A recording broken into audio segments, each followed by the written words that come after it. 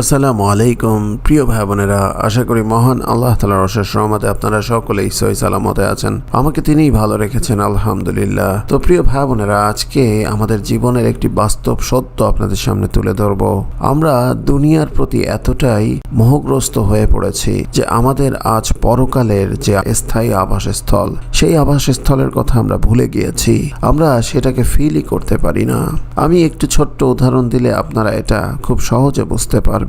দেখেন, আজকাল ইউটিউব খুললেই দেখতে পাবেন অজস্র মোবাইল ফোনসের রিভিউ, অজস্র গাড়ির রিভিউ, অজস্র গ্যাজেটসের রিভিউ।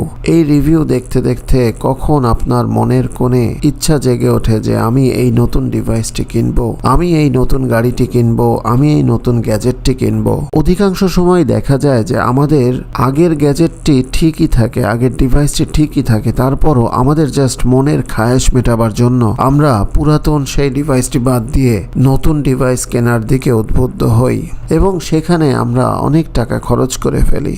দেখুন, মহান আল্লাহ তাআলা আমাদেরকে যে সম্পদ দিচ্ছেন, যে রিজিক দিচ্ছেন, তার কিন্তু জবাবদিহি করতে হবে পরকালে। তো এখানে সব থেকে ভালো একটা বুঝের ব্যাপার হলো যে আজ থেকে 10 বছর আগের কথা চিন্তা করুন। তখন আমরা আইফোনের যে নতুন ভার্সনগুলো ছিল সেইগুলোর দিকে যদি তাকাই, তা কি আজকের দিনে আপনাকে ফ্রি দিলেও আপনি নেবেন, ব্যবহার করবেন না, তাই তো? কারণ 10 বছরের ব্যবধানে টেকনোলজি কত অ্যাডভান্সড হয়েছে। এখন তৎকালীন সময়ে 2G 3G আপনার কাছে কোনো কিছুই না। এখন আপনার দরকার নতুন নতুন টেকনোলজি। একটু চিন্তা করে দেখুন, জাস্ট 10 বছর পরে কি হবে। আল্লাহ যদি বাঁচিয়ে রাখেন, আপনি 10 বছর পরে যে আজকের দিনে আপনার কাছে যেসব জিনিস চাকচিক্যময়, তা একেবারে তখন মূল্যহীন মনে হবে।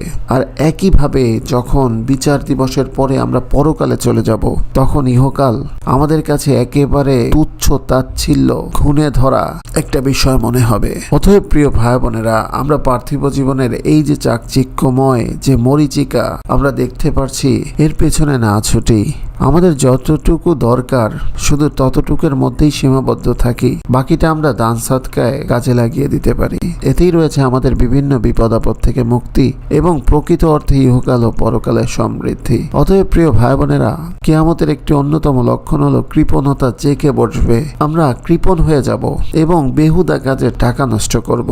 তো যাই হোক, আশা করি আজকের এই ভিডিও থেকে আপনারা বুঝতে পেরেছেন যে আসলে এই পার্থিব জীবনের মূল্য কতটাই নগণ্য। তো দেখা হবে পরবর্তী ভিডিওতে ইনশাআল্লাহ। আল্লাহ যেন আমাদের সবাইকে ভালো রাখেন, হেফাজতে রাখেন। আসসালামু আলাইকুম।